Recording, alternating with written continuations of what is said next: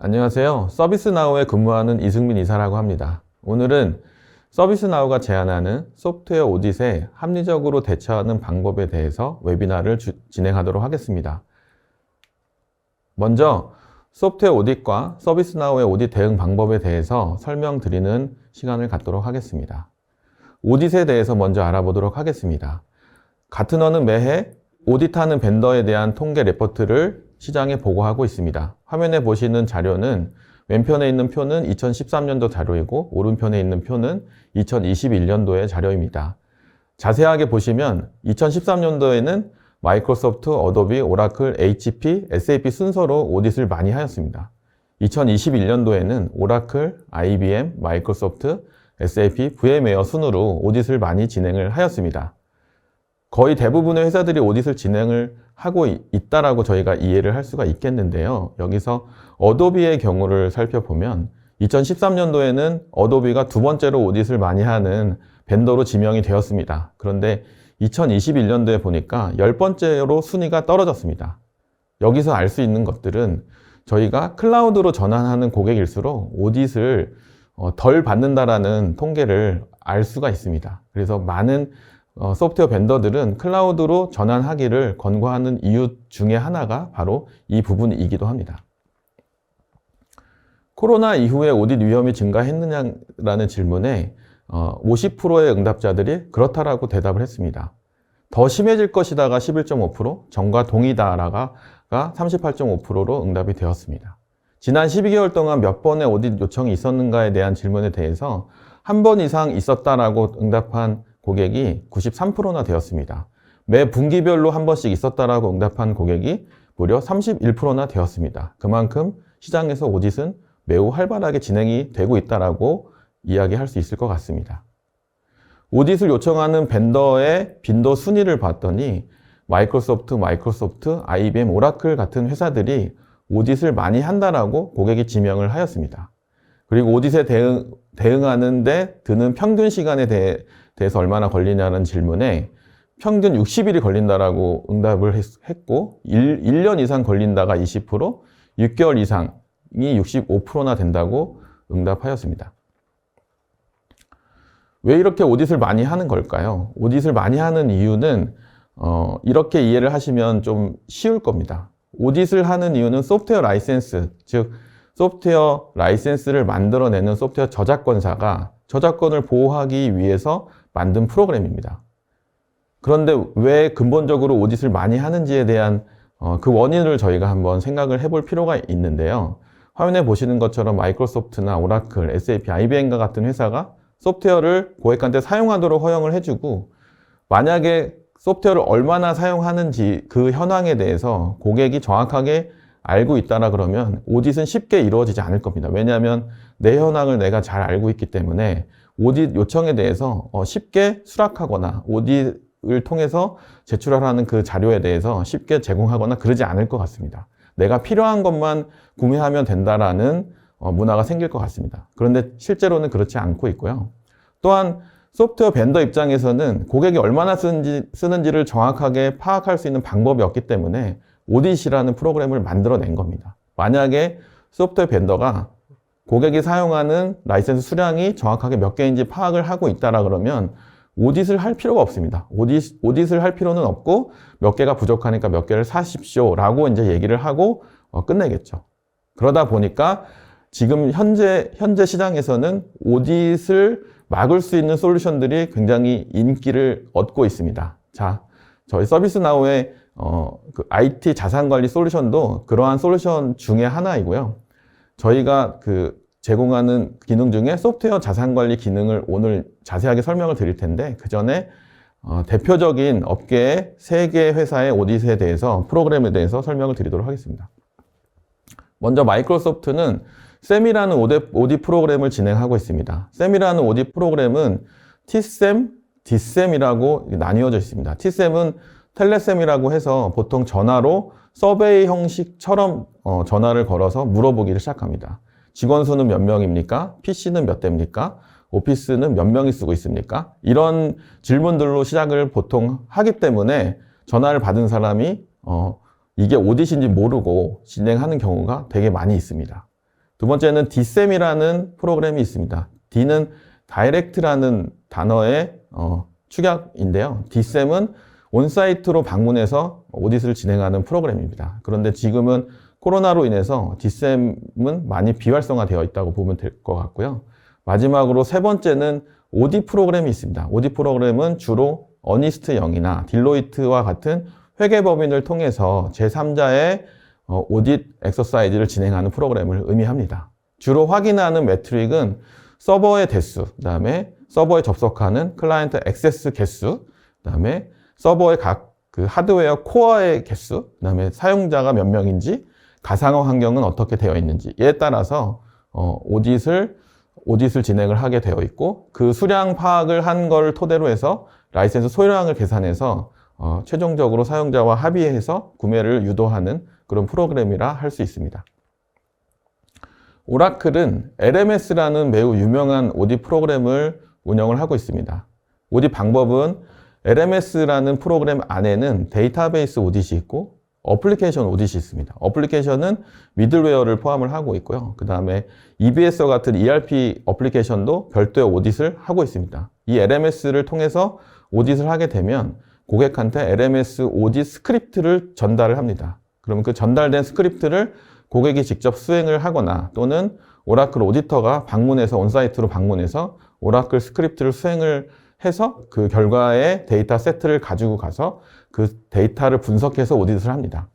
그 오디트를 하는 측정 매트릭은 ULA 같은 계약을 통해서 계약하고 있는 제품의 언리미티드 매트릭에 대한 오디트를 하고, 그 다음에 코어 라이센스에 대한 오디트를 하고, 또 네임드 유저 기반의 NUP 기반의 라이센스 오디트를 하고, 또 매트릭 기반의 오디트를 하고, 파티셔닝도 오디트를 합니다. 파티셔닝이 하드 파티셔닝이냐 소프트 파티셔닝이냐에 따른 오디트를 수행을 하게 됩니다. 제품 계약은 오라클 마스터 어그리먼트와 오라클 서비스 라이센스 어그리먼트가 대표적인 계약이고, 언리미티드 라이센스 어그리먼트라는 독특한 계약이 오라클이 진행을 하고 있습니다. 그 ULA는 특정 제품과 특정 법인, 그 다음에 특정 테리토리를 지명을 해서 제품을 무제한으로 사용할 수 있도록 허용하는 계약의 일종입니다. 그런데 이 ULA를 계약하게 되면 제품을 무제한으로 쓸 수 있다는 장점이 있지만 실제로 ULA 계약을 터미네이션 할 때는 오딧을 받으셔야 됩니다. 그래서 ULA 오딧도 오딧 프로그램의 하나의 종류라고 말씀드릴 수 있을 것 같습니다. 특이점은 오라클은 LMS가 진행하는 그런 오딧 프로그램과 동일한 결과 데이터를 만들 수 있는 능력이 있는 솔루션들을 지명을 해서 툴링 오딧을 합니다. 이 툴링 오딧은 오딧을 대체를 할 수 있는 그런 굉장히 좋은 서티 제도입니다. 그래서 서비스나우는 이 오라클 LMS 툴링 벤더에 속해 있어서 오라클이 오딧을 요청을 하면 만들어진 데이터를 통해서 오딧 리뷰를 받을 수 있는 그런 혜택을 오라클과 계약을 하고 있습니다. 세 번째는 SAP의 오딧입니다. SAP 오딧이 시장에서 매우 난이한 오딧 중에 최고봉이라고 말씀드릴 수가 있겠고요. SAP 오딧은 크게 베이직 오딧과 인핸스드 오딧으로 구분이 됩니다. 베이직 오딧은 통상 우리가 USMM 오딧이라고 보통 부르고 있고요. 인핸스드 오딧은 T코드 오딧이라고 부르고 있습니다. 베이직 오딧은 쉽게 말씀드리면 SAP ERP 시스템에 사용자가 정의한 유저 타입을 가지고 오딧을 합니다. 실제로 사용한 이력을 가지고 오딧을 하는 것이 아니라 사용자가 지정한 대로 오딧을 하기 때문에 베이직 오딧이라고 부르고, USMM 리포트를 뽑으면 그게 오딧 리포트가 될 수 있습니다. 두 번째, 인핸스드 오딧은 베이직 오딧과는 다르게 예를 들어서 SAP의 유저 타입에는 프로페셔널 유저가 있습니다. 예를 들면 프로페셔널 유저가 저널 데이터를 생성한다, 즉 전표 데이터를 생성한다라는 권한을 할 수 있는 그런 라이센스 타입입니다. 그런데 실제 시스템에는 인플로이 셀프 서비스, 가장 낮은 비용의 낮은 그레이드의 라이센스를 할당을 하고 실제 사용은 프로페셔널로 썼다. 그러면 베이직 오딧에서는 그 내용이 나오진 않습니다. 그런데 인핸스드 오딧을 하게 되면 T코드 베이스로 하기 때문에 실제 인플로이 셀프 서비스 라이센스로 할당된 유저가 프로페셔널 T코드를 사용을 했다. 그러면 인핸스드 오딧에서는 프로페셔널 라이센스로 부과되게 됩니다. 그게 가장 큰 차이점이고요. 그리고 추가로 인다이렉트 오딧이 인핸스드 오딧에 포함이 됩니다. 인다이렉트 오딧은 제3의 IT 시스템이 ERP 시스템에 간접적으로 접속했을 때 발생되는 라이센스라고 보시면 될 것 같습니다. 이 인다이렉트 오딧 때문에 내야 되는 비용이 굉장히 이제 큰 걸로 알고 있습니다. 간단하게 오딧 프로그램에 대해서 주요 벤더들의 오딧 내용을 이제 살펴보았는데요. 그러면 이 벤더들이 어떻게 고객을 오딧 대상으로 선정하는지 주요 측정 KPI에 대해서 설명드리도록 하겠습니다.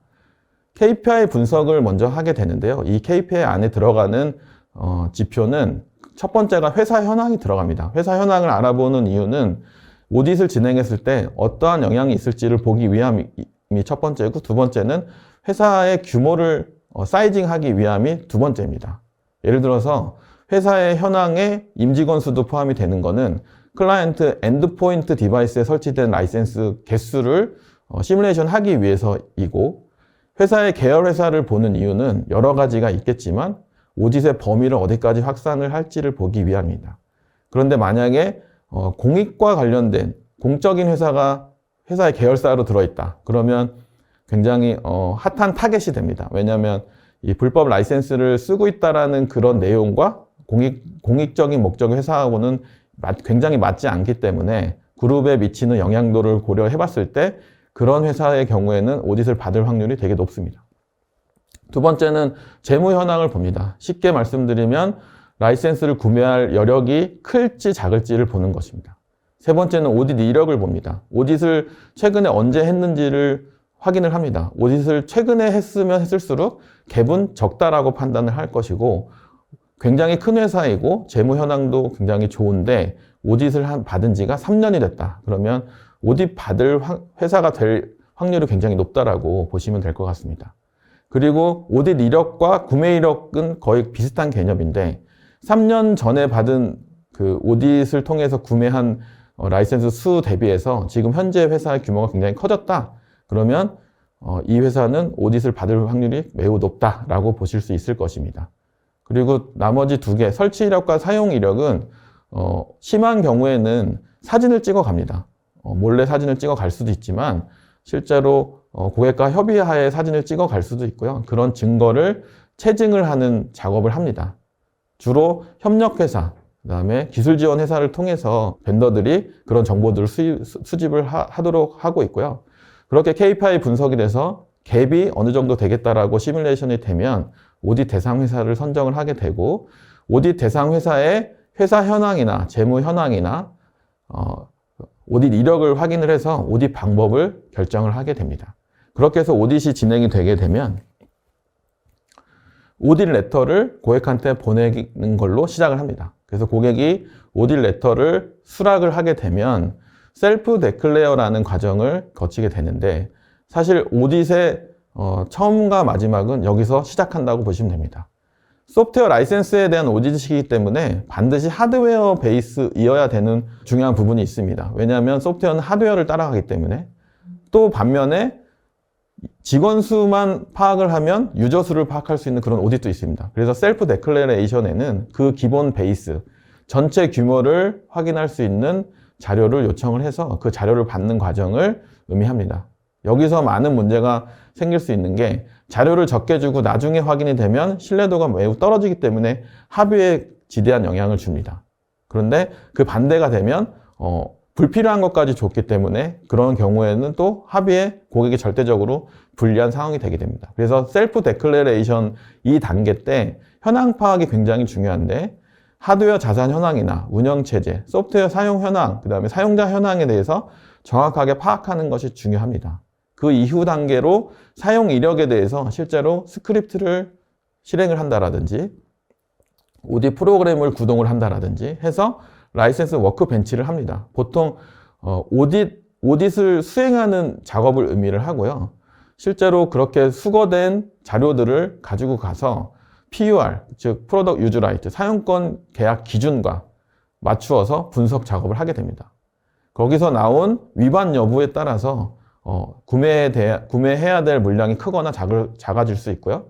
그리고 최종적으로 갭, 차이가 나는 부분, 과오 사용에 대한 사용량을 분석해서 고객한테 통보를 합니다. 고객은 그 라인 바이 라인으로 각 그 해당 항목별로 컨펌 작업을 수행을 하게 되고 소명이 필요한 것들은 소명을 하게 됩니다. 그래서 최종적으로 구매하기로 합의한 물량에 대해서 협상을 하고 가격 협상 후에는 구매하고 오딧 합의서에 서명을 하는 과정으로 끝나게 됩니다. 이게 일반적인 절차로 6개월에서 12개월 정도의 시간이 소요되는 절차입니다.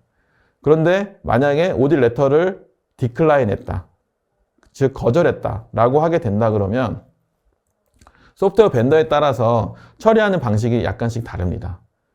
마이크로소프트나 어도비 같은 회사들은 만약에 고객이 거절을 하게 되면 한국에 있는 로컬 로펌을 통해서 법무법인을 통해서 공문서로 다시 한번 오딧 레터를 보냅니다. 그렇게 해서 3회 이상 트라이를 해서 고객이 3번 이상 수락을 하지 않았을 경우에는 법적인 절차를 진행을 하게 됩니다. 그런데 SAP 같은 경우에는 국제중재법원에 소송을 겁니다. 소송 내용에는 데이터를 주지 않았던 거, 그 다음에 위반 사항들을 모두 모아서 법원에 소송을 걸게 되고, 그러면 국제중재법원에서 이 법원에서 판결문을 내리게 되는데, 판결문이 나온다고 해서 뭔가 페널티를 내야 되거나 바로 그러지는 않고요. 판결문이 나오게 되면 다시 한번 항소나 합의의 기회가 있게 됩니다. 그래서 항소나 합의를 거쳐서 세틀먼트, 즉 합의까지 가는데 보통 2년이 걸립니다. 굉장히 큰 회사들이 SAP 때문에 이런 그 과정을 거친 기사들을 여러분들은 쉽게 찾아볼 수 있을 거라고 생각되어집니다. 이런 과정으로 오딧을 진행을 하게 되고 또 소송도 진행할 수 있다는 점 잘 명심하셨으면 좋을 것 같습니다. 오딧이 이렇게 다 지나가고 나면 사실 영혼이 탈탈 털리게 되죠. 영혼이 탈탈 털리게 되고 좀 실만하면 다른 벤더의 오딧이 또 기다리고 있습니다. 그래서 이 벤더들이 요청한 오딧은 1년에 한 번씩밖에는 안 되지만 쓰고 있는 소프트웨어에 따라서 회사 고객분들은 한 번에서 최대 10번까지도 1년에 오딧을 준비해야 되고 대응을 해야 된다라는 그런 현실에 우리는 직면해 있습니다. 그러면 우리는 어떻게 이런 오딧을 현명하게 또 합리적으로 대처할 수 있는지 이제부터 설명을 드리도록 하겠습니다. 먼저 IT 선진국이라고 하는 미국의 오딧 대응 방식에 대해서 설명을 드리도록 하겠습니다. 미국은 입장이 완전히 정반대입니다. 미국은 오딧 족보를 갖고 있습니다. 예를 들어서 미국에 있는 회사에 SAP가 오딧 레터를 보냈다. 그러면 오딧을 스스로 합니다. 벤더한테 물어보지 않고 오딧을 할 수 있는 솔루션을 갖고 있다는 의미입니다. 그래서 확인해 보니까 너네한테 살 게 없어 라고 얘기를 하거나 우리 갭이 이만큼이야, 이만큼 살게 하고 끝내는 방식이 IT 선진국인 미국에서 하는 방식입니다. 그러려면 솔루션이 필요하게 되는데요. 그 솔루션의 가장 큰 기본이 되는 3가지 중요한 부분이 바로 첫 번째가 자동 탐지와 수집에 대한 베이스입니다. 하드웨어, 소프트웨어, 그 다음에 유저의 액티비티, 그 다음에 네임드 유저의 현황, 디바이스나 연결 상태, 연결이라는 거는 클라이언트와 서버 간의 연결 상태 등의 현황을 자동으로 탐지가 되느냐에 대한 그 기능이 베이스가 되는 겁니다. 그리고 두 번째는 그렇게 해서 탐지된 로우 데이터들이 표준화된 스쿠 네임으로 되어 있냐. 이 얘기는 마이크로소프트 오피스다 또는 마이크로소프트 윈도우 서버다. 그러면 그걸 표기하는 방식이 굉장히 이제 제각각이 될 수 있지 않겠습니까? 그리고 버전이 서로 다르고 에디션이 서로 다른데 이러한 부분들을 어떻게 표준화된 이름으로 인식을 할 것인가에 대한 문제를 해결하는 솔루션입니다. 그래서 표준화 인식이 됐다는 얘기는 라이센스 네이밍 자체가 정규화가 돼서 자동으로 탐지되거나 수집되는 로우 데이터들이 자동으로 인식이 되는 기반이다 라고 이해를 하시면 될 것 같습니다. 또한 현재까지 구매한 라이센스의 구매 이력을 자동으로 통합을 합니다. 그 상태에서 현재의 라이센스 포지션, 즉 라이센스의 가부적 상태를 자동으로 계산을 해내는 기능을 갖고 있습니다. 그게 사용권 규정 대비 자동으로 사용권 규정을 적용을 해서 라이센스를 어떻게 할당할 것인지를 사용자가 고민할 게 아니라 시스템이나 솔루션이 제공한다는 의미입니다. 그래서 최적화 룰까지 적용을 하게 되면 컴플라이언스 수준을 관리하실 수가 있고 컴플라이언스 수준에서 나오는 과오 사용에 대해서는 권고안까지 마련이 돼서 오디트를 대응할 수 있는 상시 체제를 갖추는 방식이 미국의 회사들이 갖고 있는 오디트 대응 방식이라 말씀드릴 수 있을 것 같습니다. 시스템적으로는 하드웨어 인프라 현황이나 소프트웨어 설치 현황은 CMDB라는 데이터베이스로 구축을 해놓고 관리를 합니다. 그리고 두 번째는 SAM에 관련된 부분인데요. 각 소프트웨어 벤더의 SAM 데이터베이스를 별도로 각각 갖고 있습니다. 소프트웨어 라이센스 구매 현황을 ERP 시스템의 구매 데이터, 재무 데이터, 그다음에 자산 데이터, 그다음에 네임드 유저 방식이나 사용자에 관련된 부분은 HR 데이터를 연동을 해서 소프트웨어 라이센스 구매 현황과 소프트웨어 라이센스 할당 현황을 관리하게 되고 소프트웨어 라이센스의 사용량을 모니터링해서 사용 현황도 같이 파악을 하게 됩니다. 이 데이터를 근거로 해서 라이센스의 컴플라이언스 준수 현황을 보고서로 대시보드로 또 레포트로 확인할 수 있는 그런 포인트 솔루션들을 보통 갖고 있습니다. 그리고 마지막으로 컴플라이언스 준수 사항의 결과에 따라서 레미디 옵션이라 그래서 이 갭을 어떻게 메꿀 건지, 이 갭을 어떻게 해결할 건지에 대한 권고안을 제시하는 솔루션을 갖고 있습니다. 문제는 1번, 2번, 3번이 다 포인트 솔루션이라는 점입니다. 그리고 벤더가 되게 많으면 많을수록 각 SAMDB도 각각 별도로 존재한다라는 단점이 있습니다. 이 부분을 통합을 해서 한 번에 관리하고자 하는 게 바로 서비스나우의 방식입니다. 첫 번째로 인프라 현황, 라이센스 구매 현황, 라이센스 할당 사용 현황, 컴플라이언스 준수 현황, 그 다음에 권고안까지 하나의 플랫폼으로 IT 자산관리 플랫폼으로 제공을 하고 있는 게 서비스나우의 솔루션입니다.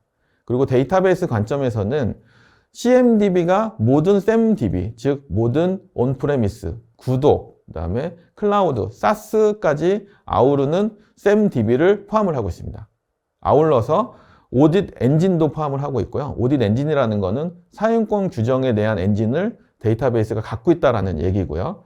레미디, 즉 권고안에 대한 데이터도 데이터베이스에서 갖고 있는 그런 기능을 통합적으로 CMDB를 통해서 제공을 하고 있습니다. 또한 ERP 시스템과 연동할 수 있는 쉬운 기능도 제공을 하고 있습니다. 그리고 더 중요한 것은 가운데 보이는 IT 서비스 매니지먼트, IT 운영 관리, 그다음에 소프트웨어 자체의 라이프 사이클도 있지만 직원이 그 라이센스를 할당받아서 다시 반납하는 데까지의 여정을 관리하는 워크플로우, 그다음에 직원들이 업무를 볼 수 있도록 유저, 어드민, 풀필러 포탈들을 제공을 함으로 인해서 IT 에셋 매니지먼트, 즉 IT 자산 관리를 플랫폼으로 제공하고 있는 기업이 바로 서비스나우라 말씀드릴 수 있을 것 같습니다. 아까보다는 훨씬 더 정돈되고 훨씬 더 심리스하고 스트림라인드 된 형태의 기능을 제공하고 있는 솔루션이다 라고 말씀드릴 수 있을 것 같습니다. 오딧 대응 방식을 한번 비교를 해봤습니다. 그러면 사람에 의한 매뉴얼 작업으로 오딧을 대응했을 때와 서비스나우 솔루션을 도입 후에 자동화된 관리로 오딧을 대응했을 때 어떤 차이가 있을지를 그림으로 잠깐 설명드리도록 하겠습니다. 일단 사람이 오딧을 대응한다는 것은 엑셀로 시작해서 엑셀로 끝난다는 의미랑 대동소이합니다. 포인트가 큰 그 줄기가 세 가지가 있는데요. 하나는 구매에 대한 거, 하나는 라이센스를 할당을 하는 거, 하나는 설치와 사용에 대한 거. 이 세 가지의 데이터가 같이 맞물려져서 하나의 보고서로, 컴플라이언스 보고서로 나와줘야 됩니다. 그래서 담당자와 부서는 항상 3개의 부서 담당자가 만나서 일을 하도록 되어 있고요. 단계를 좀 설명드리면 일단 구매 이력을 다 확인하고 또 라이센스 할당 이력을 다 확인하고 또 라이센스 설치 이력을 또 따로 다 확인을 해야 됩니다. 그래서 구매 현황 데이터를 확정을 짓고 라이센스 할당 현황 데이터를 확정을 짓고 라이센스 설치 현황 데이터를 확정을 짓습니다. 그게 변동이 없으면 괜찮은데 이게 60일에서 길게는 6개월에서 1년 정도 가는 동안에도 많은 변화가 있겠죠. 그 많은 변화에 대해서 적용을 하려면 다시 처음부터 다시 시작해야 됩니다. 그래서 이 세트를 보통 많게는 5번에서 10번 정도 반복을 하신다고 보시면 되고 구매 현황과 할당 현황이 확정이 되면 라이센스에 대한 인타이틀먼트를 계산할 수 있습니다. 여기서 인타이틀먼트라는 거는 라이센스를 몇 개를 구매를 했는데 그 중에 몇 개를 할당을 했기 때문에 전체 라이센스는 몇 개고 지금 현재 쓸 수 있는 라이센스는 몇 개다. 이렇게 라이센스 수량을 계산하는 게 인타이틀먼트라고 보시면 될 것 같습니다. 거기에 설치 이력을 확인해서 설치 현황을 확정을 지으면 현재 할당된 게 맞는지, 뭐가 맞냐면 프로덕트 유즈 라이트, 사용권 규정에 맞도록 할당이 되어 있는지를 검토를 해서 설치 현황과 인타이틀먼트를 같이 조합을 해서 최종 라이센스 포지션을 계산을 합니다. 라이센스 포지션이라는 말은 라이센스가 부족한지 또는 잘못 사용되어 있는지를 확인을 해서 현재 라이센스의 과부족 상태를 레포트로 내는 거를 라이센스 포지션이라고 이야기를 합니다. 그러면 라이센스 포지션은 그때그때마다 달라지기 때문에 보통 라이센스 포지션은 스냅샷이라고 이야기를 합니다. 그 스냅샷의 결과에 따라서 어떤 라이센스는 초과해서 사용을 하고 있다. 그러면 그 초과해서 사용하는 라이센스는 줄여야겠죠. 줄이기 위해서는 실제 사용자가 쓰고 있는지를 확인을 해야 합니다. 그 확인을 한 결과에 따라서 불용 라이센스를 다시 회수하거나 그 불용 라이센스에 대한 설치를 다시 삭제하거나 하는 작업을 하게 됩니다. 보통 이거는 우리가 레미디 옵션이라고 얘기를 합니다. 즉 권고안에 대한 이행이라고 그 얘기를 하고 있고요. 그렇게 해서 총 정리된 최종 라이센스에 대한 보고서를 컴플라이언스 리포트라고 얘기를 하고 있고, 그걸 가지고 컴플라이언스 대응을 하게 됩니다. 여기까지 이루어져야 오딧 대응을 하실 수 있는 겁니다. 그러면 오딧 레터부터 오딧을 수락하는 기간까지 보통 45일을 줍니다. 45일 동안 오딧 수락할 기간을 주는데 그 45일 동안 호떡집에 불난 것처럼 이 작업을 첫 번째 사이클 세트를 하게 되실 것입니다. 그게 매뉴얼 작업이시고 지금 하고 있는 작업 중에 하나라고 보시면 될 것 같습니다. 그 과정이 끝나면 과부족을 계산해 보니까 오딧 받을만 해 라고 이제 판단이 되실 텐데요. 오딧 받을만 해 그러면 오딧 레터를 수락을 하시는 거고, 오딧 받으면 안 되겠다라고 판단이 되시면 다른 조치를 취하시게 될 것입니다. 그게 이제 사람에 의한 매뉴얼 작업이라고 보시면 되고요. 그러면 서비스나우 솔루션을 도입을 한 다음에는 어떻게 되는지 왼쪽에 보시면 일단 인벤토리 탐지는 자동으로 되게 돼 있습니다. 그리고 라이센스 구매 이력도 ERP와 연동해서 자동으로 가져와서 항상 최신으로 업데이트 되도록 돼 있습니다. 그리고 라이센스는 직원에 의해서 신청, 승인, 그 다음에 할당, 설치, 그 다음에 사용, 그 다음에 변경이 생겼을 때는 조정도 하고요. 그 다음에 퇴사를 하거나 또는 서버를 폐기했을 경우에는 해당 라이센스를 회수를 하죠. 그래서 한 라이프 사이클이 이제 생성이 되는데 다시 또 필요했을 때 신청, 승인, 할당, 설치, 사용, 조정, 회수 과정을 거쳐서 계속 사용량에 대한 변동이 생깁니다. 그래서 그 사용량에 대해서 모니터링 하는 기능도 자동으로 이루어지게 돼 있고요. 그 변동에 대해서 처음에 파악했던 인벤토리 정보와 사용량 모니터링 정보를 오늘 확인을 했다. 그럼 오늘자의 컴플라이언스 포지션이 생기는 겁니다. 내일 확인했다. 그럼 내일까지의 변동 이력이 적용이 돼서 컴플라이언스 포지션이 내일자로 또 하나 생성이 되게 되는 겁니다. 그걸 하루에 한 번씩 이루어질 수 있도록 자동화된 기능으로 제공하는 게 서비스나우의 IT 자산관리 솔루션입니다. 그렇게 해서 항상 내가 보고 싶을 때 언제든지 보실 수 있는 게 최적화 권고안과 라이센스 컴플라이언스에 대한 현황 보고서를 보실 수 있는 것입니다. 이게 자동화된 솔루션의 특징으로 하실 수 있는 기능이라고 이해를 하시면 될 것 같습니다. 서비스나우가 제공하는 IT 자산관리 플랫폼을 설명을 드렸는데 여기서 강조를 드리고 싶은 기능이 하나가 있습니다. 그 기능이 바로 퍼블리셔 팩이라는 기능입니다. 이 퍼블리셔 팩이 앞서서 계속 설명을 반복적으로 드렸던 사용권 기준에 대한 엔진들입니다. 마이크로소프트는 마이크로소프트의 매트릭 정보, 마이크로소프트의 인식 가능한 스쿠 정보, 이런 모든 매트릭 정보와 스쿠 정보, 그 다음에 오딧 정보를 이 퍼블리셔 팩 4 마이크로소프트가 기능을 제공을 하고 있습니다. 오라클은 오라클이, IBM은 IBM이 각 벤더에 맞는 퍼블리셔 팩들을 제공을 하고 있고, 제공하지는 않으나 사용자가 정의할 수 있는 커스텀 기능도 제공을 하고 있고, 여기에는 당연히 SaaS나 클라우드 인사이트와 같은 클라우드와 SaaS 사용량을 확인하는, 그래서 최적화하는 기능도 포함이 되어 있습니다. 이게 저희가 얘기하는 현존하는 가장 이상적인 오딧 대응 시스템이라고 말할 수 있을 것 같습니다. 왜 그러냐면 이 퍼블리셔 팩트를 개별 단위로 구매를 타 솔루션을 통해서 구매를 하시려면 각각 비용을 내고 구매를 하셔야 됩니다. 별도로 판매합니다. 그리고 단일 제품이 아닙니다. 그런데 저희 서비스나우의 자산관리 솔루션은 현존하는 가장 이상적인 오디 대응 시스템이라는 말에 부합하도록 이 모든 기능들이 한 제품에 다 포함이 되어 있습니다. 그래서 하드웨어, 소프트웨어 인벤토리가 자동으로 탐지가 되고, 소프트웨어 스쿠 정보, 소프트웨어 사용권 정보가 라이브러리로 오딧 엔진으로 주기적으로 업데이트가 본사로부터 이루어지고 있습니다. 그리고 이 소프트웨어 라이센스들, 소프트웨어들을 관리하는 생명 주기를 자동화할 수 있는 라이프 사이클 관리 기능과 여기서 과사용, 오사용에 대한 해결할 수 있는 권고안을 마련을 해야 되는데 그런 권고안을 제공해주는 최적화 기능도 함께 제공을 하고 있습니다. 하나의 플랫폼으로 이 모든 것들을 다 동시에 제공을 하고 있다는 것이 가장 큰 특징 중에 하나입니다. 여기까지 오딧에 대해서 알아보았고, 서비스나우 또 IT 선진국인 미국에서 오딧을 어떻게 대응하는지, 또 자동화라는 게 어떤 것인지, 중요한 기능이 어떤 것인지 주요 기능들에 대해서 알아보았습니다. 다음은 서비스나우 SAM 소프트웨어 애셋 매니지먼트 솔루션의 간단한 소개를 드리고자 합니다. 서비스나우가 제공하고 있는 솔루션은 크게는 유저 액티비티 관점에서 SaaS를 관리하는 기능을 제공하고 있고요. 그 다음에 클라우드 자체의 최적화, 그리고 클라우드의 right sizing이라는 말은 많이 들어보셨을 겁니다. AWS 클라우드에는 대표적인 서비스가 EC2 인스턴스가 있고 EBS라는 스토리지가 있습니다. 그러면 이 EBS라는 스토리지와 EC2 인스턴스는 각각 사이즈가 있습니다.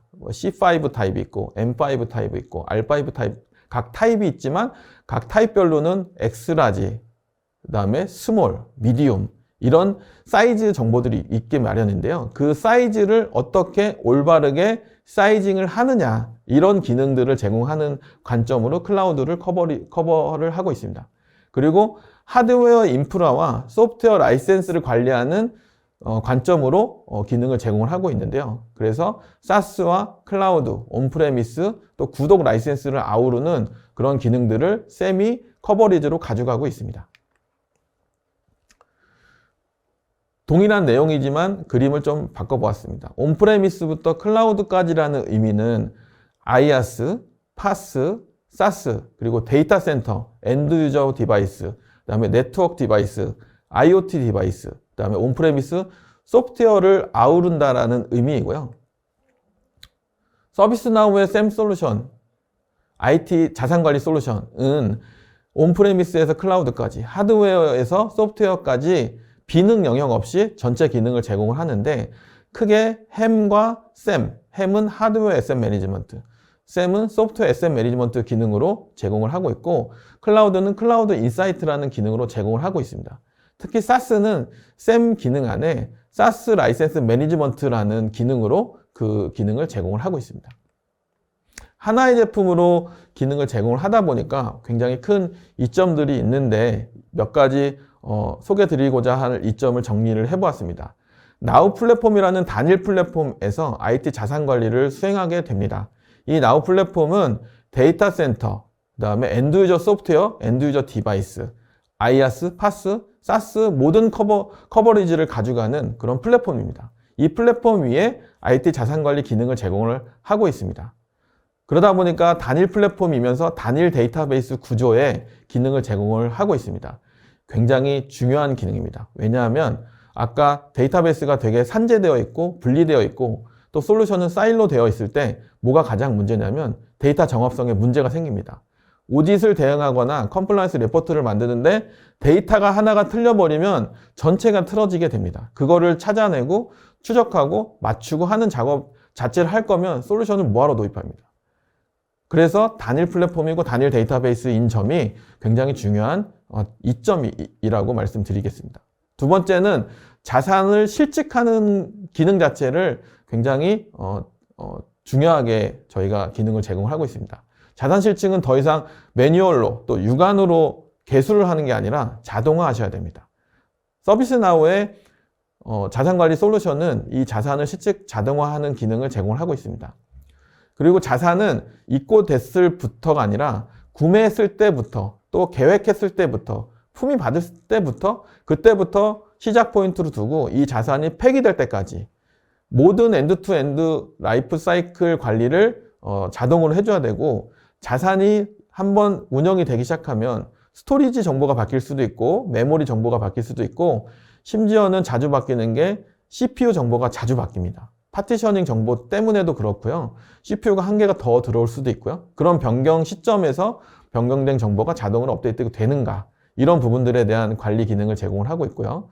소프트웨어는 소프트웨어를 쓰는 사람이 잘 모르고 쓸 확률이 되게 높습니다. 그런데 소프트웨어를 쓰고 있는 사람, 그리고 소프트웨어를 할당하는 사람이 잘 모른다 하더라도 시스템에서 지금 우리가 소프트웨어 라이센스를 할당하는 게 잘못됐어, 이거 너무 많이 쓰고 있고, 이거는 적게 쓰고 있고, 이거는 아예 안 쓰고 있고, 이거는 이렇게 쓰면 안 되니까 삭제를 해야 되고, 이런 과사용에 대한 방지 기능을 제공을 하고 있습니다.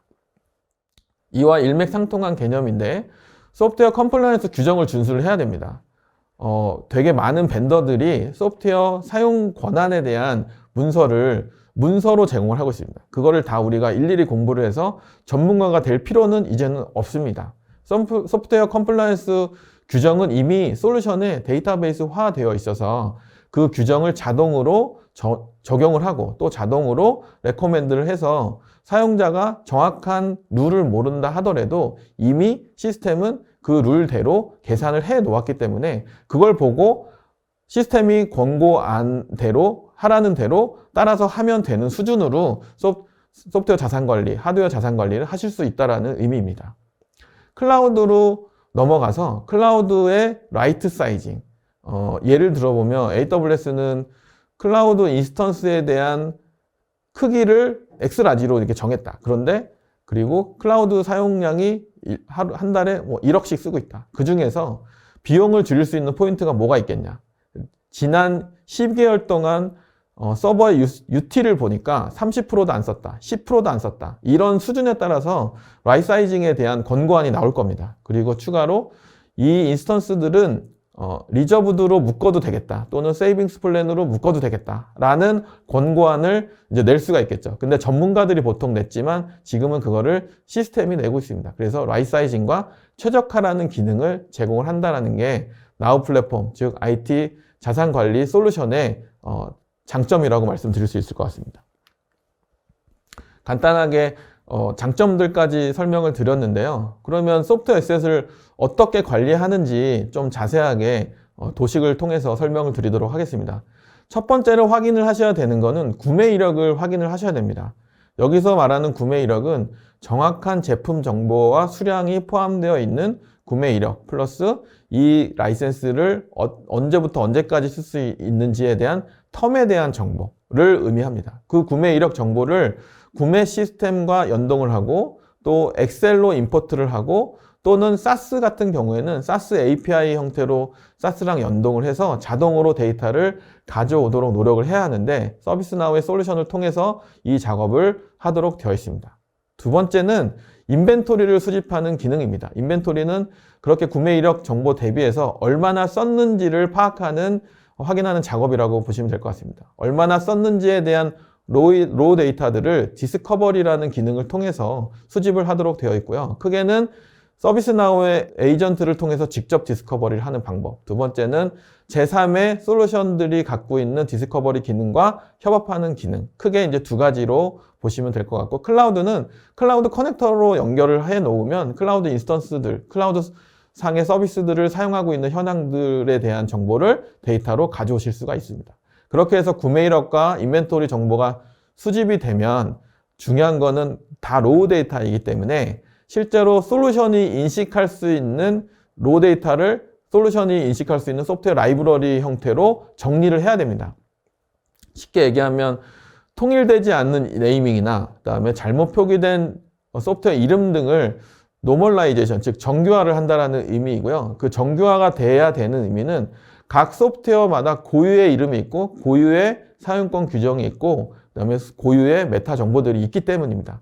그게 일치하지가 않으면 아무런 소용이 없는 솔루션이 되게 돼 있는데, 이게 굉장히 중요한 기능입니다. 저희는 노멀라이제이션이라고 이름을 부르고 있고요. 서비스나우 본사에서는 이 소프트웨어 라이브러리의 OD를 노멀라이제이션 하기 위한 정교한 소프트웨어 라이브러리와 오딧 엔진을 리서치를 통해서 해당 팀이 계속 주기적으로 업데이트를 하고 있습니다.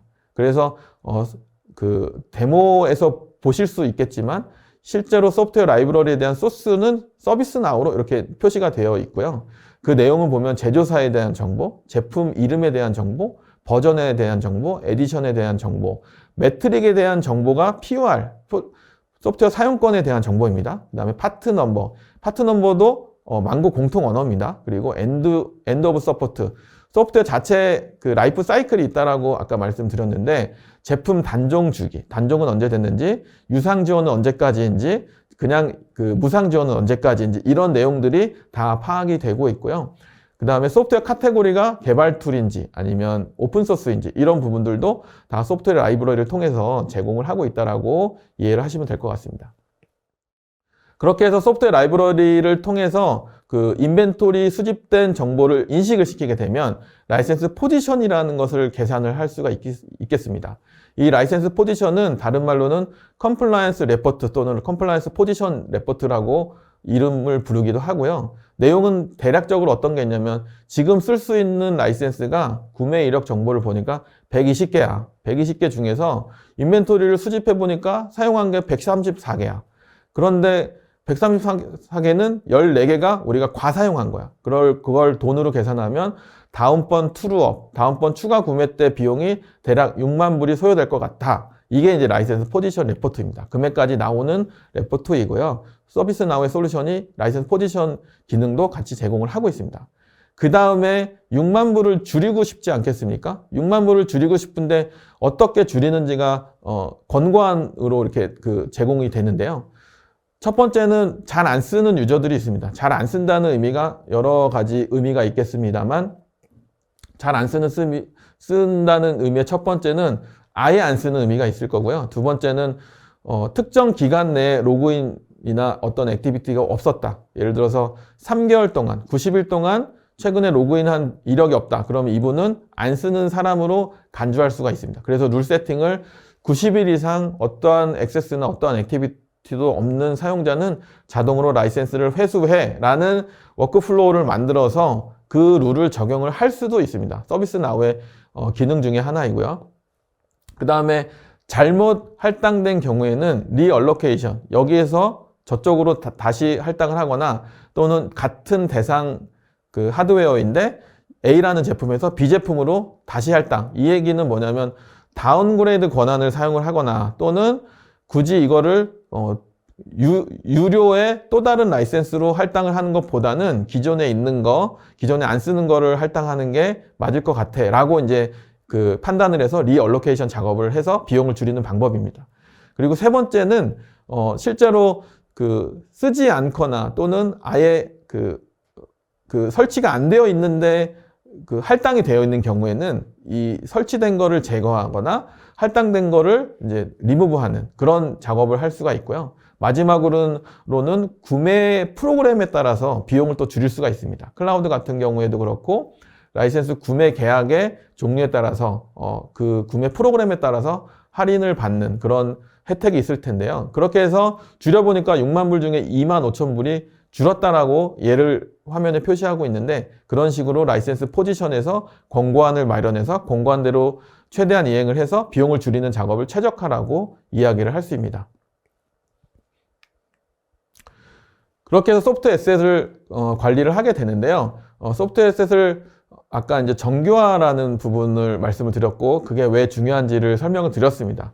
저희가 소프트웨어 에셋 정교화를 하기 위해서 굉장히 많은 R&D 비용도 투자를 하고 있고 중복 제거 엔진과 소프트웨어 인식을 시킬 수 있는 라이브러리에 되게 많은 공을 들이고 있습니다. 그 기능이 이 소프트웨어 자산관리 솔루션의 핵심 중에 하나이기 때문입니다. 저희는 이 Predictive Intelligent Service라는 AI ML 기반의 정교화를 할 수 있는 알고리즘을 적용을 하고 있습니다. 그 기능을 Identification and Recognition API라는 중복 제거 엔진을 통해서도 제공을 하고 있습니다. 그래서 정교화 과정을 거치는데 정교화 과정을 거치기 위해서 데이터 수집을 하는 방법을 잠깐 설명드리도록 하겠습니다. 첫 번째는 서비스나우가 직접 디스커버리를 합니다. 엔드포인트에 에이전트를 설치해서 또는 에이전트를 설치하지 않은 상태로 디스커버리를 서비스나우가 합니다. 두 번째는 서비스나우가 직접 디스커버리를 하지만 이제 엔드포인트 기반이 아닌 SaaS나 어플리케이션 서버, SAP ERP 같은 경우가 좋은 예이고요. 어플리케이션 서버에 로그 데이터나 거기에 있는 마스터 데이터를 임포트해서 그 데이터를 분석해서 실제 사용량을 분석을 합니다. 그게 SaaS와 ERP 같은 어플리케이션 서버를 디스커버리하는 방식입니다. 세 번째는 시중에 있는 또는 고객께서 이미 기도입한 디스커버리 에이전트나 디스커버리 툴을 통해서 미리 수집된 정보를 인테그레이션해서 가져옵니다. 그렇게 해서 세 가지 방법을 어느 하나만 딱 가지고서 전체를 다 커버하지는 않으시고요. 큰 회사일수록 이 세 가지 방법이 하이브리드로 병용이 되신다고 이해하시면 딱 맞으실 겁니다. 그래서 이 세 가지 방법을 거꾸로 얘기하면 다 지원을 하지 않으면 디스커버리 자체를 완벽하게 구현을 해낼 수가 없습니다. 이 디스커버리가 CMDB에 들어가는 CI 정보들, 자산, 그 다음에 인벤토리 정보들을 다 집어넣는 기능이고, 그 다음에 변경된 정보들을 변경 추적해서 변경 정보를 업데이트하는 기능이기도 하다라고 말씀드릴 수 있을 것 같은데, 여기에서 오차가 얼마가 있느냐에 따라서 이 컴플라이언스 레포트의 정교성의 오차가 결정이 된다라고 해도 과언이 아닐 것입니다. 이 부분이 굉장히 정교한 컴플라이언스 리포트로 보고가 될 수 있도록, 생성이 될 수 있도록, 그 다음에 레미디 옵션이 생성이 될 수 있도록 하는 기능들을 저희는 정교화 과정이라는 굉장히 중요한 과정을 통해서 중간 단계에서 기능을 수행한다라고 말씀드릴 수 있을 것 같습니다. 다음은 클라우드에 대해서 설명을 좀 드리도록 하겠습니다. 클라우드는 크게 사용량 관리 측면에서, 그리고 클라우드 인스턴스, 클라우드 자원에 대한 최적화하는 방법 측면에서 설명을 드리도록 하겠습니다. 보통 클라우드라고 하면 IaaS, PaaS 또는 SaaS까지 포함을 하기도 하는데, SaaS는 방법이 이제 좀 다른 관점이어서 일단 IaaS와 PaaS 관점에서 AWS, Azure, GCP, IBM 클라우드가 제공하고 있는 고객이 사용하시는 클라우드 자원에 대해서 어떻게 비용을 줄일 것인가에 대한 기능을 좀 설명드리도록 하겠습니다. 저희는 인테그레이션 허브라는 기능을 통해서 각 클라우드에 커넥터를 제공을 하고 있습니다. 이 커넥터라는 거는 크레덴셜 정보를 이용해서 어플리케이션의 서비스의 고유 아이디, 어드민 권한을 가진 크레덴셜 정보를 설정을 해 놓으면 AWS에서 사용하고 있는 또는 타 클라우드에서 사용하고 있는 정보들을 다 받아볼 수가 있습니다. 심지어는 빌링 데이터도 다 받아보실 수가 있어서 그 빌링 데이터를 분석을 하고 그 빌링 데이터와 시스템 UT를 분석을 합니다. 시스템 UT를 분석을 해서 이 사이즈는 right 사이징이 아니야. 즉, 사이징이 잘못됐어 라는 레코멘데이션을 각 자원별로 제공을 해드리고 있습니다. 그리고 두 번째는 이 자원은 적정해. 그래서 이거는 리저브드로 예약을 해도 될 것 같아. 라는 RI에 대한 레코멘데이션을 드리고 있습니다. 그리고 폴리시 기반의, 태그 기반의 이 자산을 어떻게 관리를 할 것인지에 대한 룰을 정해서 관리를 하도록 되어 있는데, 예를 들면 낮에는 쓰는데 밤에는 안 쓰는 시스템이다. 그러면 낮에는 구동을 하다가 밤에는 셧다운을 시켜야 비용이 줄어들지 않겠습니까? 그런 룰을 정해서 세팅을 해서 관리를 하실 수 있는 그런 최적화 기능들도 같이 제공을 하고 있습니다. 그런 과정에서 발생되는 어떤 문제나 또는 어떤 리퀘스트나 또는 변경 요청이나 또는 아티클 검색이라든지 이런 기능들도 같이 함께 제공을 하고 있고요. 그런 기능들이 아우러져서 IT 자산관리 시스템을 구성을 하고 있고, 클라우드 상에서는 크게 비용을 줄일 수 있고 비용을 최적화할 수 있고 실제 인스턴스 사이즈를 정할 수 있는 그런 기능들을 제공한다라고 보시면 될 것 같습니다.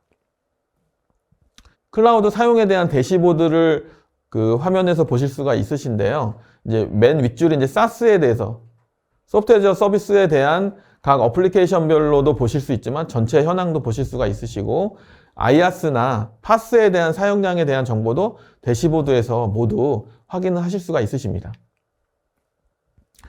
SaaS 같은 경우에는 기본적으로 저희가 그 SaaS 프로바이더들이 굉장히 많기 때문에 인테그레이션 허브를 통해서 제공하는 기능들이 그 커넥션 기능으로 제공을 하고 있습니다. 그런데 커넥션 기능이 제공이 안 되는 기능들에 대해서는 저희가 플로우 디자이너를 통해서 로우 코드 방식, 코딩이 아닌 플로우 디자이너를 통해서 커스텀 커넥터를 만들어서 연결하는 방식을 지원을 하고 있습니다.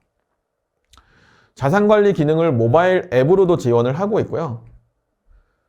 저희가 그 인테그레이션 허브라는 연결 기능을 통해서 SaaS에 연결을 하는 기능을 제공을 하고 있고, 또 어플리케이션 서버에 연결하는 기능도 제공을 같이 하고 있는데, 서비스나우의 장점 중에 하나는 스토어가 있습니다. 애플의 앱스토어 같은 기능과 비슷하다고 보시면 됩니다. SaaS 기능을 연결하기 위한 커넥터들을 저희는 스포크라고 부르는데요. 그 스포크들을 이 스토어에서 다운로드 받아서 설치를 하시게 되면, 여기서 다운로드해서 설치한다라는 의미는 실제로 셋업 파일을 다운로드 받아서 설치한다라는 의미가 아니고, 리퀘스트하고 어프로벌을 받으면 고객의 인스턴스에 자동으로 적용하는 그런 구조입니다. 굉장히 편리한 구조로 이 플러그인들을 설치할 수 있는 그런 기능을 제공을 하고 있습니다. 그리고 솔루션 회사들, 그 다음에 파트너 분들이 굉장히 유용한 기능들을 이 앱스토어에서, 서비스나우 스토어에서 제공을 하고 있고요. 이 서드파티가 만드신 앱을 동일한 방법으로, 플러그인 설치와 동일한 방법으로 그 설치 요청을 하시면 그 구동하고 계시는 고객의 인스턴스에 자동으로 적용되도록 되어 있습니다. 수많은 자산관리 기능이 제공이 되고 있고요. 그리고 아까 이제 라이프 사이클 매니지먼트 측면에서 직원이 라이센스를 신청하고 승인을 받고 또 할당을 받아서 설치를 하고 사용하고, 사용하다 변경이 생기면 조정도 되고, 그 다음에 다시 퇴사할 때는 반납도 하고, 이런 기능의 워크플로우를 설계를 하고 앱으로 만들어서 직원들이 쓰실 수 있도록 하는 그런 쉬운 개발 도구를 제공을 하고 있습니다. 다음은 서비스나우의 솔루션 데모를 드리고, 이게 이제 마지막 단계이고요. 솔루션 데모가 끝나면 인사드리고 마치도록 하겠습니다. 데모는 크게 이제 세 가지 파트로 구성이 되어 있고요. 첫 번째 데모는 아까 이제 오라클 LMS 툴링 오딧을 설명을 드렸었는데, 오라클이 오딧을 요청을 하면 어떻게 오딧을 이 서비스나우 솔루션에서 나오는 데이터로 대체를 할 수 있는지를 데모를 하도록 하겠습니다. 지금 보시는 화면이 오라클 글라스라는 데이터 컬렉션을 만드는 그런 과정입니다. 이게 오라클에서 인증한 이 데이터 세트가 이제 생성이 되는 과정이라고 보시면 될 것 같고요. 오라클이 보통 그 오딧 요청을 하면 데이터를 요청을 하게 되는데, 보통은 스크립트를 실행해서 스크립트 결과를 달라고 합니다. 그러면 그 스크립트 결과에는 내가 주고 싶지 않은 데이터들이 다 포함이 돼서 들어가게 되어 있는데, 그렇게 하지 않으셔도 됩니다. 오라클 글라스 데이터 컬렉션이라는 데이터 세트를 다운로드 받으셔서 요걸 누르면 다운로드가 이렇게 되시거든요. 요 데이터를 주시면 되는 겁니다. 그래서 이 데이터를 열어보면 미리 이제 제가 생성을 해놨는데 여러 개의 CSV 파일이 있고, 그리고 CPU 리절트라고 해서 CPU에 대한 그 코어 정보를 확인하고 파티셔닝 정보를 확인하는 정보들이 이 안에 포함이 되어 있습니다. 특히 오라클 디테일이라는 파일을 열어서 확인을 하게 되면 실제로 지금 현재 인프라가 어떻게 구성이 되어 있고, 그 다음에 가상화가 어떻게 구성이 되어 있고, 데이터베이스 인스턴스는 어떻게 사용하고 있고, 각 데이터베이스 인스턴스의 사용자 수, 그러니까 DBA 유저가 몇 명이고, 이런 정보들이 이 디테일이라는 CSV 파일에 포함이 되어 있습니다. 그리고 주로 보는 것 중에 하나가 오버뷰라는 CSV 파일인데요. 이 오버뷰라는 CSV 파일의 가장 그 핵심 중에 하나는 옵션이 설치되어 있는 현황, 이 SP는 스파셜의 약자이고요.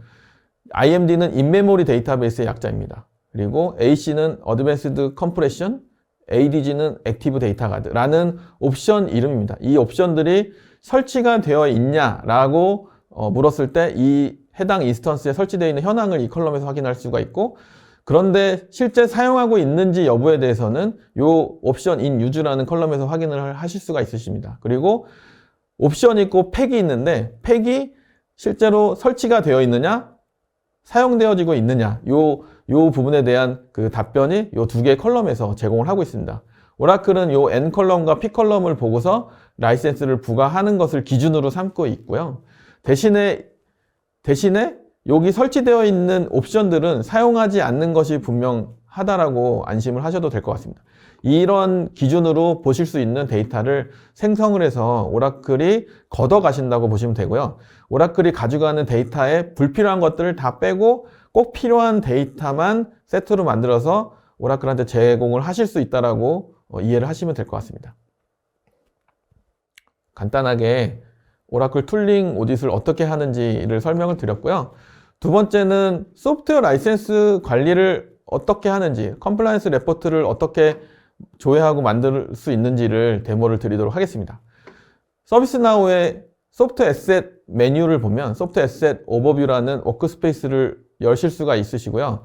우측 하단에 보면 Run Reconciliation이라는 버튼이 있습니다. 이 Run Reconciliation을 누르면 퍼블리셔별로, 소프트웨어 벤더별로 조정 작업을 할 수 있습니다. 이 조정 작업은 POR에 근거해서, 사용권 기준 엔진에 근거해서, 즉 오딧 엔진에 근거해서 조정 작업을 하는 것입니다. 아까 정규화 과정이 다 포함된 기능이라고 보시면 되고, Run Reconciliation 버튼 누르게 되면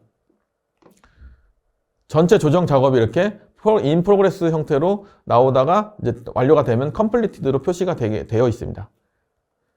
다시 처음으로 가서, 그래서 결론적으로 컴플라이언스 레포트를 보니까 지금 현재 18개의 퍼블리셔가 아웃 오브 컴플라이언스로 레포트가 지금 되어 있습니다. 그래서 어떤 퍼블리셔가 문제가 있는지를 한번 살펴보니까 각 소프트웨어 벤더별로 컴플라이언트한 프로덕트가 몇 개가 있는지, 트루업 코스트가 얼마가 되는지, 예를 들어서 어도비는 전체 8개 중에 5개가 컴플라이언트 하다라고 이제 보고가 된 거고요.